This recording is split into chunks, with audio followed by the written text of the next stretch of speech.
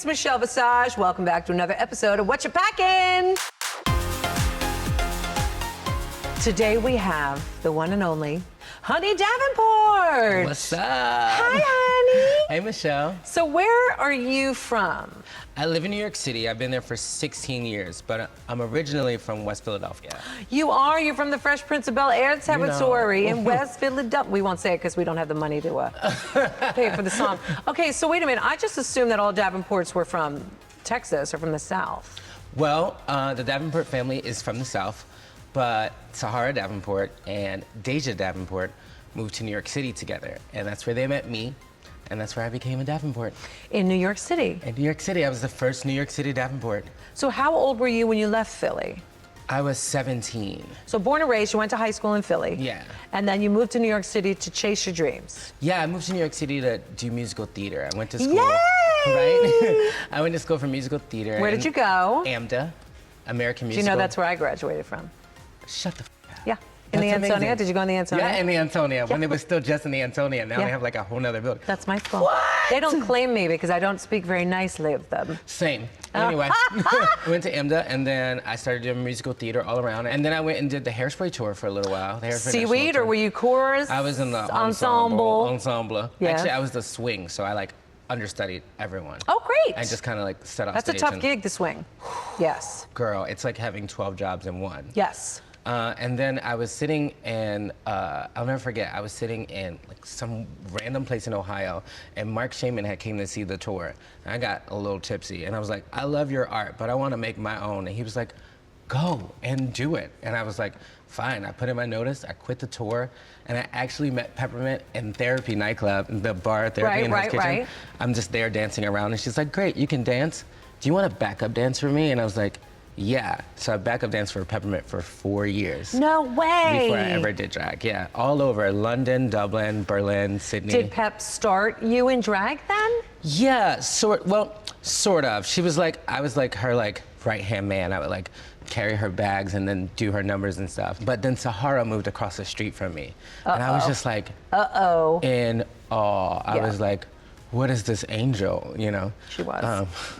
She still is. And so, yeah, so things led to things. And So Deja and Sahara really became your drag mother. Yeah. Peppermint was like a drag sister, like a little mentor. She's like a big sister, yeah. Right. So how long have you been doing drag in New York? 10 years now. Wow. You find out you're on the show. The Davenport name has a legacy. Girl, it was the roughest experience in my life because, I've been auditioning for Drag Race since season 4, and I got it at the like legit hardest time in life. I was homeless 2 days before I got the call. What? And I had been for a couple months, and I'm married, and my marriage was on the rocks, and it was like all at once. And then like Monday happened, I found an apartment, and like trying to go into repair for that with me and my husband. And then Wednesday, I get the call for Drag Race, and I'm like, okay, so I'm broken right now, but this is uplifting me, but what? And it's not like you can be like, oh yeah, RuPaul, can I do next season? Because right now, I'm really broken. No, you got to take it when it comes. You just got to take it. And like, I showed up here like, oh my God, what is my life? Like, the hardest year I've ever been Okay, through. did you feel pressure having to have your drag at a certain level? Well, I definitely felt pressure, but I definitely feel like I rose to the occasion. In the couple weeks that we had to get ready, I called everyone and borrowed money, said I was using it to get my new apartment, which was a lie, because I couldn't say why. I just took out loans from, like, literally, can I borrow $50? Like, I raised $18,000 for all of my costumes. Dang, girl! Yep. I like literally just like balls to the wall, and I was like, I still owe the whole world right now, but like I called like friends I haven't spoke to in 2 years and be like, girl, I need $100, like, or something, and like I just figured it out. Wow. I was like, this is my dream, and I can't say no to it, and I don't have anything. So I was like, I'm gonna make those dreams happen. And I think that everything I brought with me had a point of view, and like it told a story about where I was at that point too. So I just had to make it happen. I just couldn't come here with less than that. What would you have done differently if you were to do it again? Breathe. Breathe. I just like went through a whole 3 episodes of like I couldn't. It's overwhelming. I couldn't, and like in that time in my life, like, and I don't want to use that as an excuse because honestly, I don't think of any other experience would have got me out of that space. Right. You know, like, but like, oh God, I couldn't breathe. It was just like I was getting over so much and then having everything thrown at me. So if I could have figured out how to like Miley told us in the first episode, like, and release and then just do what I came there to do. And I just couldn't get myself to that point. Was it harder than you thought it was going to be? Oh my God. I feel so terrible about anything I've ever said about anybody who's had this experience. I'm a complete idiot for thinking this was anything like I expected. Everybody thinks that. Yeah. Everybody thinks watching the show, be like, girl, oh please, I could turn circles around that bitch. Nope. I don't care how strong you are. I'm a pretty strong ass, and like I was broken. I used to be like, why are people crying? And then I can imagine that like I should be sponsored by Kleenex for what I did on this season. It's hard, honey. It's hard. It's hard for me to judge you kids harshly too, because I see the blood, sweat, and tears that you put in, but you're there for a limited time. And my goal is for you to hear me, learn, elevate, move on, make that money. That's what we're here to do, you know? But Snatch Game, who would you have done? Oh my God, I had so many options. I think I packed more Snatch Games than anything, but my leading two were Wanda Sykes, because she's a Fire Island legend. She's a legend, period. Right, and then I stupidly, in my audition tape, I was like, I want to do something dumb. Like, I want to like get out of my head. So I like put Santa Claus in my audition tape. So stupid! And like because I was just being silly, it went over really well.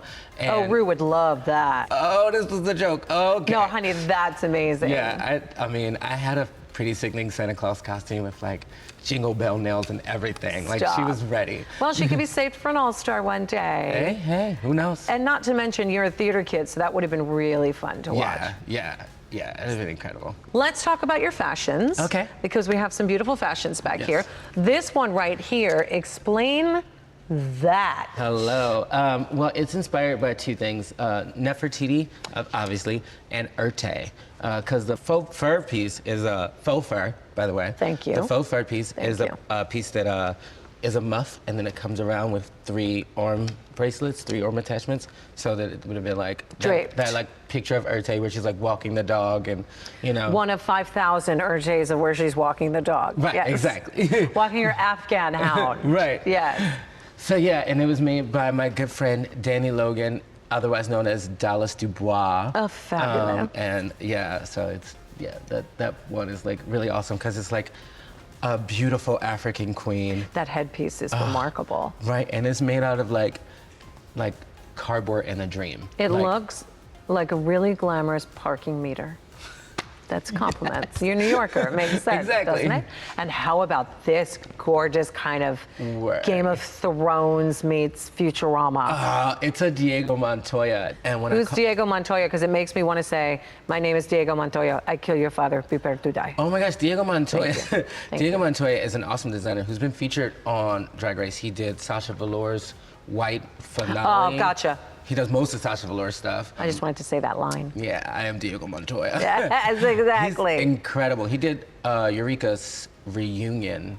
Oh, with the little hoop and... Yeah. So tell me, what inspired that? Did you let Diego do it on his own? No, we collabed on it. I was like, what about those like muted, like earthy tones? And he said, what if we do something that's like Mother Nature? Fall like leaves. Gaia. Yeah, so like we just did like a whole sequin look. And even the headpiece like comes all into the face. And I planned on doing like, he had given me extra pieces to put into my makeup. Girl, so that's at least 2 months rent right there. Now that you've been seen on the show and people see what a great performer you are, and now with this, what a sweetheart you are. Thanks. You'll get bookings and that rent will be paid for. I'm excited for paying my rent. For a while ago, I hear that. So tell me about this one. This is an Abraham Levy. It's a goat robot because when I was working on this experience, I was like, I need to be like a robot warrior. I just got to be really tough through all of this. I'm getting through a lot and I need to go there and be strong. And I was like, you know, Abraham makes all those like really sculpted pieces. And I was like, I want like a warrior robot something like, you know, and it actually has like, it would have went down into the legs, and it has like arm pieces as well, but that makes sense for the mannequin. And it has a purse in it because Bob the drag queen is one of my favorite drag racers ever, and I wanted to walk in purse first. Well, honey, you are just amazing. I could sit here and talk to you forever. I am so glad you're now part of the family. Me too. So you're going to go out there and you're going to make your money and you're going to make your mark for yourself, and we will never mention AMDA again. Hello. Deal. Deal. Thank you so much. So everything, let's shake on it. Everything in your social media is Honey Davenport, and that's how we can find you? Honey Davenport Official, because apparently there's this like sickening, beautiful black woman who lives in like South Carolina whose name is also Honey Davenport. Okay. Who owned all of the social media I wanted before me. Okay, so Honey Davenport Official. Official. Great. Well, thank you so much, sweetie. Thank you. Thanks. Thank you guys for sticking around for another Whatcha Packin. We'll see you next time right here. Bye. Hey, squirrel friend. When one video ends, just open up another one. It's called binge viewing. Go ahead. I support you.